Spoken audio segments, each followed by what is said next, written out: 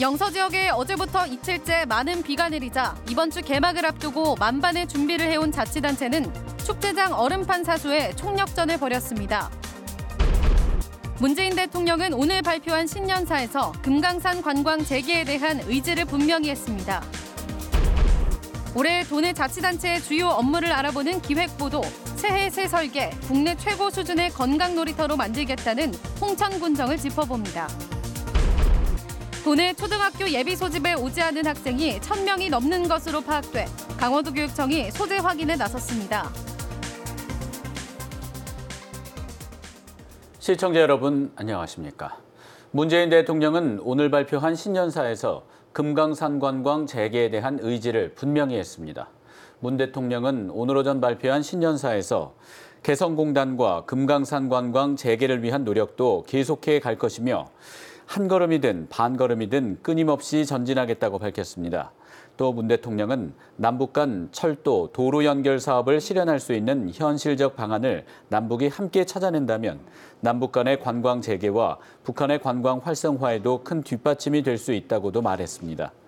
이와 함께 문 대통령은 비무장지대는 생태와 역사를 비롯해 남북 화해와 평화 등 엄청난 가치가 담긴 곳이며 유네스코 세계유산 공동등재는 우리가 바로 시작할 수 있는 일이라며 북한의 호응을 바란다고 밝혔습니다. 영서 지역에는 어제부터 이틀째 많은 겨울비가 내리고 있는데요. 이번 주 개막을 앞두고 만반의 준비를 해둔 화천 산천어 축제장 등 겨울 축제장들은 얼음판 사수를 위한 총력전을 벌였습니다. 김상훈 기자가 보도합니다. 하천을 따라 마련된 2km 길이의 거대한 화천 산천어 얼음 낚시터. 그 위로 추적추적 겨울비가 내립니다. 단단하게 얼었던 얼음판에는 빗물이 쌓여 얼음을 녹여냅니다. 1월에 내리는 야속한 겨울비에 화천군 공무원 500여 명은 축제장 얼음판을 사수하기 위해 제설삽을 들고 고인 빗물을 퍼냅니다. 얼음이 녹는 것을 막기 위해 양수기까지 동원해보지만 역부족입니다. 이틀째 비가 이어지면서 이곳 얼음 낚시터에는 물이 많이 고였는데요. 보시는 것처럼 신발이 다 젖을 정도입니다. 당장 이번 주 토요일 개막을 앞두고 만반의 준비를 해둔 화천 산천어 축제장은 포근한 날씨와 겨울비에 직격탄을 맞았습니다. 1월 달에 이렇게 비가 흔치 않기 때문에 저희도 지금 할 수 있는 모든 힘을 다 쏟아서 좀 축제 기반 시설에 문제가 없도록. 오는 10일 개막을 앞둔 홍천강 꽁꽁축제도 마찬가지. 속절없이 내리는 비에 얼음 낚시터는 강처럼 변해버렸고 비닐을 덮어놓은 눈썰 매장도 속수무책입니다. 비가 많이 와가지고 얼음이 지금 한 20cm 정도 됐는데 지금 한 17cm 정도 한 3cm 녹아가지고 지금 얼음이 지금 심각합니다. 결국 얼음이 녹아도 낚시를 할 수 있도록 강 위에 부교를 설치해 낚시터를 따로 마련했습니다. 강을 꽁꽁 얼릴 한파 대신 찾아온 겨울비에 겨울 축제장은 개막을 앞두고 얼음판 사수를 위한 총력전을 벌이고 있습니다. MBC 뉴스 김상훈입니다. 영서 지역에 많은 양의 겨울비가 내려 하루 강수량이 1월 기준 역대 최고 수준을 기록했습니다. 강원지방기상청에 따르면 춘천과 철원, 홍천, 화천, 인제, 양구 등 영서 대부분 지역에서 1월 기준 오늘 관측 이래 가장 많은 비가 내렸습니다.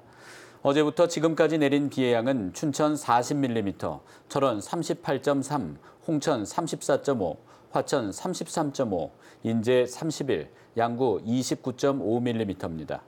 내일까지 영서 지역에는 30에서 80mm의 비가 더 내리겠고 오늘 밤 대설 예비특보가 내려진 북부 산지를 비롯한 산간 지역에는 5에서 30cm의 많은 눈이 내리겠습니다.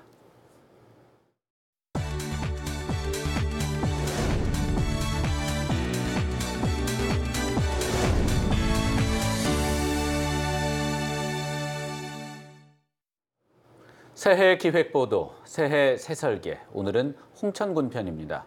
국내 최고 수준의 건강 놀이터로 만들겠다는 홍천군은 올해도 이와 관련된 다양한 사업을 시행할 계획입니다. 하지만 매년 줄고 있는 인구는 지역 소멸에 대한 위기감을 높이고 있고 고압 송전탑 등 지역 현안도 부담이 되고 있습니다. 김영면 기자가 보도합니다. 허피롱 홍천 군수가 신년사에서 밝힌 올해 군정 목표 1호는 바로 건강 놀이터 사업입니다. 홍천에 오면 몸과 마음이 건강해질 수 있도록 다양한 놀이터를 만들겠다는 겁니다. 건강 놀이터의 중심에는 홍천강이 흐르고 있습니다. 국내 최대 규모의 레저 복합시설과 수타사, 가리산 등 홍천강을 끼고 산지한 이들 거점 시설을 활용해 체류형 관광 인프라를 확대할 계획입니다. 경기도 용문까지의 철도 건설을 제4차 국가철도망 구축 계획에 포함시키는 방안도 차츰 구체화되고 있습니다. 그동안에도 강원도, 국회, 국토교통부 또 인근 양평군 찾아다니면서 많은 도움을 요청을 하고 했는데 금년에는 철도가 우리 홍천군으로 올 수 있도록 집중해서 노력을 하려고 합니다.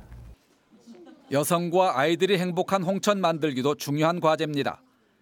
조직 개편을 통해 올해 홍천군청에 교육과를 신설했으며 이를 통해 아이 낳고 키우기 좋은 홍천을 만들기 위한 다양한 시책과 지원을 펼칠 계획입니다.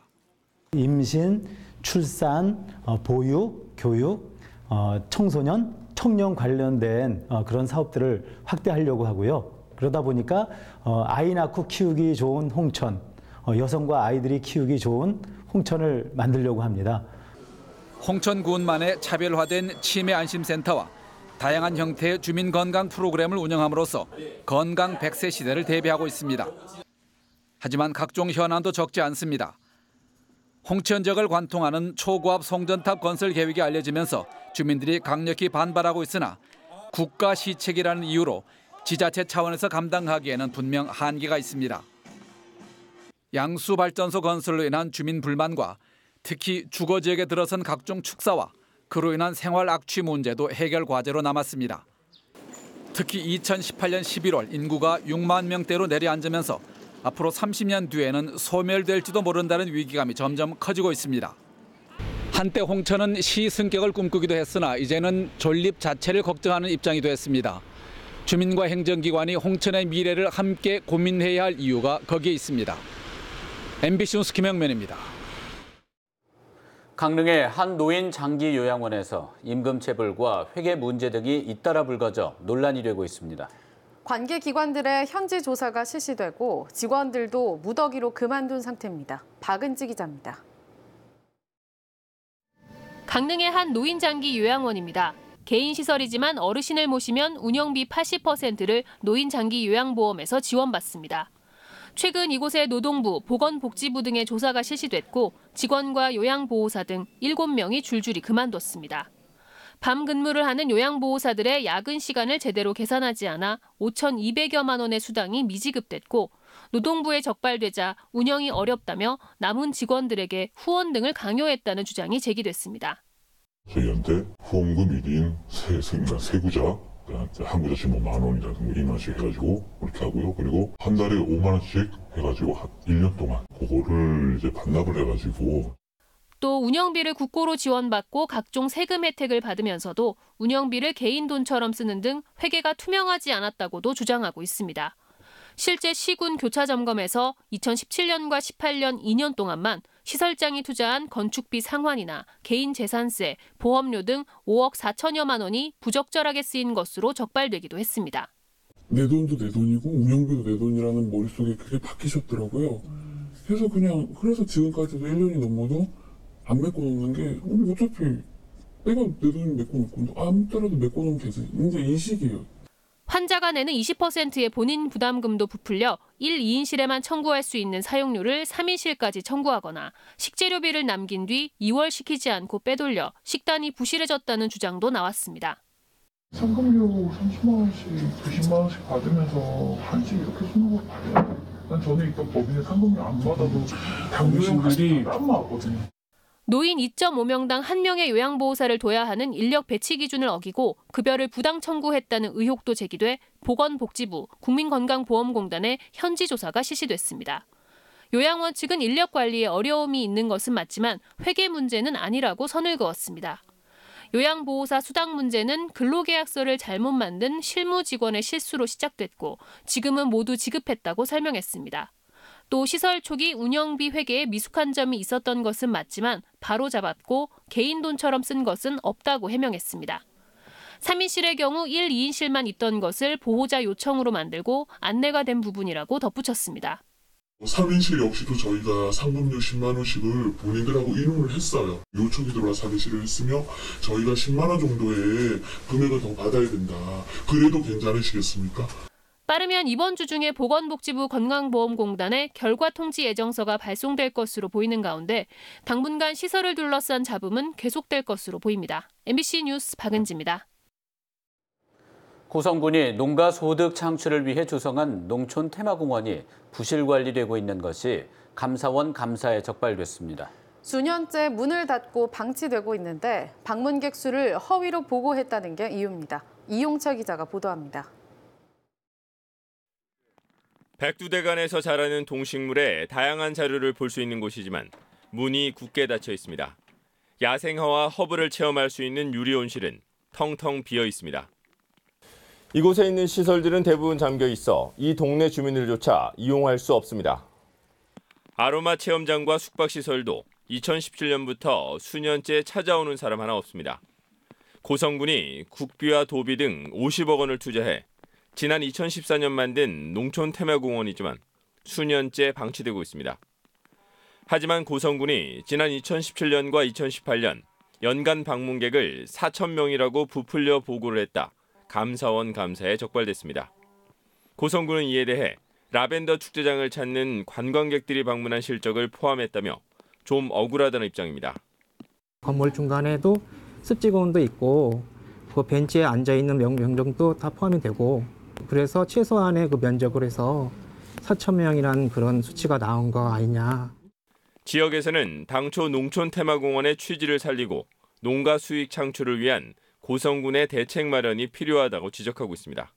농어촌 테마 조성 사업이 50억이라는 예산을 투자하였으나 실질적인 부분이 있어 제대로 활용을 못한 부분에 대해서는 집행부에서도 관광객의 유치와 지역 수지를 늘릴 수 있는 대책이 필요하다고 생각합니다.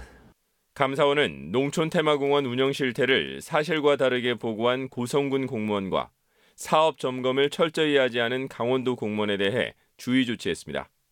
MBC 뉴스 이용철입니다.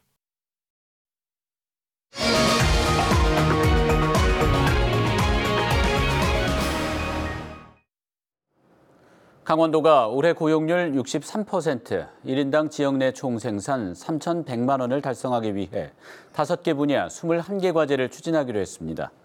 5대 분야는 혁신성장 신산업, 평화경제 공동체 실현, 신관광, 신북방경제, 사회안전망 확충입니다. 21개 세부 추진 과제는 전기차 양산, 금강산 관광 재개, 강원 문화축제 브랜드 강화, 신규 수출 품목 발굴, 미세먼지 대응 체계 강화 등입니다. 도내 초등학교 예비 소집에 오지 않은 학생이 1,000명이 넘는 것으로 파악돼 강원도교육청이 소재 확인에 나섰습니다. 도교육청은 지난 2일부터 4일까지 348개 초등학교에서 진행한 예비 소집 결과 불참 아동은 1,132명으로 취학 대상 아동의 9.5%에 이른다고 밝혔습니다.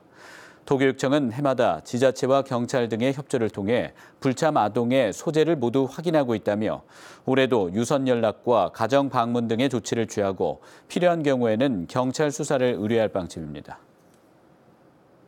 올해 초등학교 신입생 수가 줄어 작은 학교와 분교가 존폐 위기에 내몰리고 있습니다. 강원도교육청에 따르면 올해 신입생이 한 명도 없는 초등학교는 홍천 원당초와 모곡초, 삼척 신동초, 인제 원통초 신덕분교와 영월 복례초 거운분교 등 19곳으로 잠정 집계됐습니다. 또 춘천 당림초와 원주 과설초, 강릉 옥천초 운산분교 등 27곳에는 입학 예정자가 1명으로 파악되는 등 작은 학교와 분교가 학령 인구 감소에 직격탄을 맞고 있습니다. 강원도가 도내 지역 간 불균형을 개선하기 위해 지역 균형 발전 사업을 본격 추진합니다. 이를 위해 올해 상반기까지 연구 용역을 통해 강원도 지역 균형 발전 기본 계획을 만들고 도내 지역 간 격차와 불균형 실태를 입체적으로 분석할 계획입니다. 1차 년도 사업이 시작되는 내년 사업비는 190억 원으로 재정 여건과 사업 추진 성과를 고려해 단계적으로 확대할 예정입니다. 현재 도내 18개 시군 중 춘천, 원주, 강릉 3개 시 지역에 문화시설의 51%, 사업체의 51%, 종사자의 55%가 있습니다. 오는 4월 15일 국회의원 선거와 함께 치러지는 춘천시의원 4선거구 재선거에 지금까지 모두 5명이 예비후보로 등록했습니다. 더불어민주당 소속으로는 최근홍, 이교선, 황관중 예비후보가 등록했고 자유한국당 소속으로는 심광선, 김영배 예비후보가 등록했습니다. 앞으로도 예비후보 등록이 이어질 것으로 보여 선거 열기가 점차 고조되고 있습니다. 춘천시의원 4선거구는 소양동과 근화동, 신사호동을 지역구로 하고 있습니다.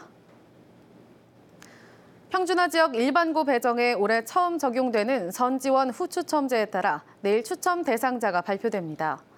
강원도 교육청은 내일 오전 10시 도교육청과 교육지원청 홈페이지를 통해 춘천과 원주, 강릉 등 평준화 지역 일반고 추첨 대상자를 발표합니다. 뉴스를 마칩니다. 시청해주셔서 고맙습니다.